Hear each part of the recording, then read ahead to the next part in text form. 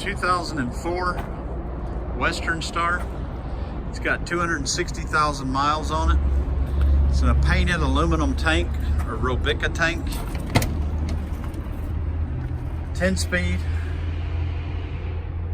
It's got a 5,500 gallon tank on it.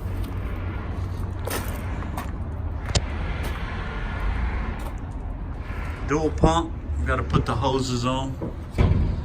Hot shift PTO on the back. LCR2s.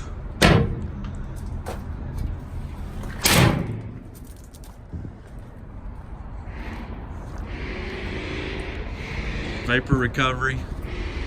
Again, we'll be putting the hoses on it. Hot shift PTO, high, low, it's bypass.